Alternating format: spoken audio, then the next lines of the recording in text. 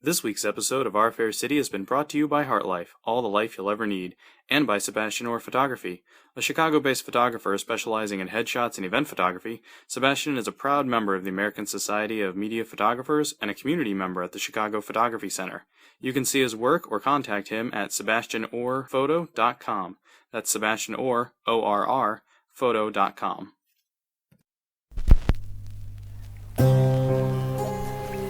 We find ourselves on the damp and glistening streets of Level Zero, the center of our fair city. The condensation of thousands of policies working and living collects on the tile ceiling and rains continuously on the inhabitants below as they scuttle endlessly to and fro. These are the crossroads of the corporate city going up and the sub-city going down. A tall, lean figure is crossing the square. As he passes one of the light terminals, we see the sulfur-yellow illumination dimly glinting off of his rubber waders. It is Neal Henderson, one of the rare few who enjoy a level of autonomy, or at the very least, anonymity, within the restrictions of the corporate structure. He makes his way into the red lighting of Sector Alpha, which highlights the lines on the head of his characteristic shovel. Neal makes his way to a familiar doorway.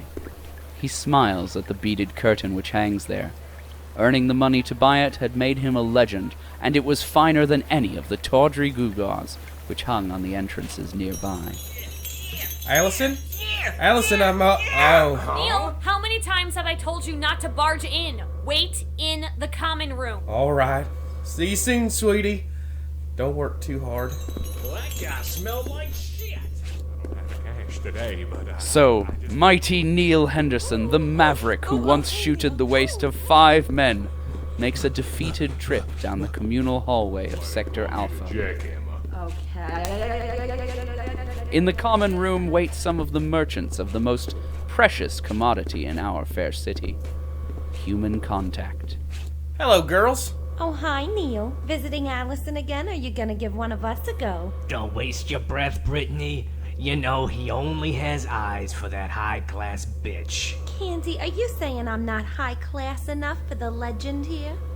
Oh, it's nothing like that. I knew her before we got our occupation assignments. Well, we even talked about applying for an old-fashioned love marriage, no matter what people would think. We know you swore somehow you would get her all to yourself. I still say you could do to frolic in greener pastures. I'm a lot younger than she is, you know. And not nearly as limber. You girls done trying to steal my man? Allison, sweetie, I missed you. How was work? Allison, you know not all of us are as stupid as Brittany here. I sure don't think so. Come on, Poopsie, it's your turn. Let's go down the hall.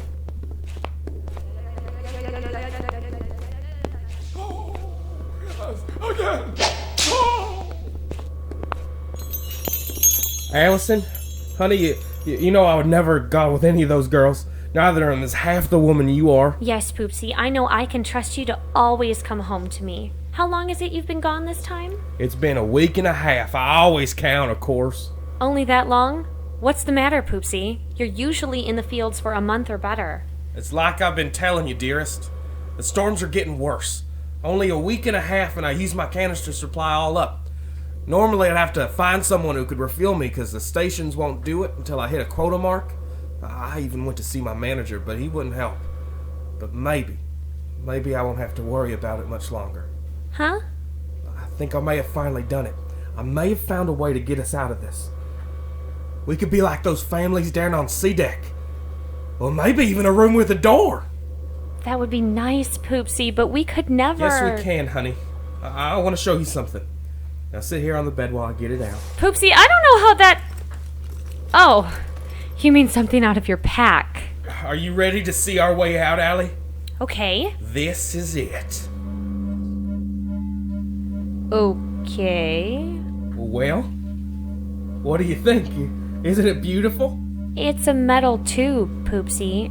Now, I can think of a thing or two I could do with it, but I don't see how that gets you out of your job. Oh, it's special. Look, here at the end. It's got this little light. It's the same symbol they use on the chutes. It means good. Someone cared about this, too. I feel how it's sticky here at the end.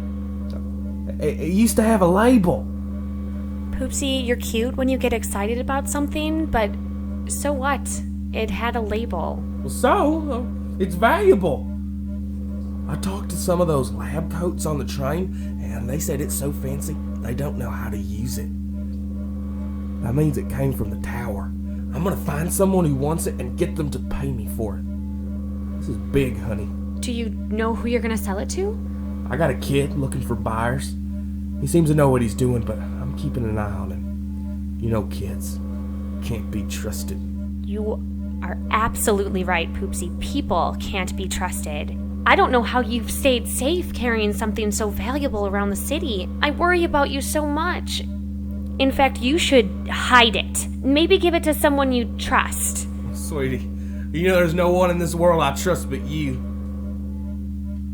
Hey, would you hold on to it for me? Keep it here. Safe. Hidden. Oh, me? Well, of course, Poopsie. I have to go meet with the kid now. Oh, Poopsie, you know the shift's not over, so I'm still on corporate time. Oh yeah, of course. What do I owe you? Neal squares up for the time spent talking to Allison and sets out to board the People Mover, the dilapidated transport used by the basest policies of our fair city, in the hopes of finding a way to sell his unusual piece of merchandise. Little does he know that the same train carries another passenger familiar to you, faithful listener, young Nathan Rourke, out looking for trouble. Tune in next time to find out what happens on Ants on a Train.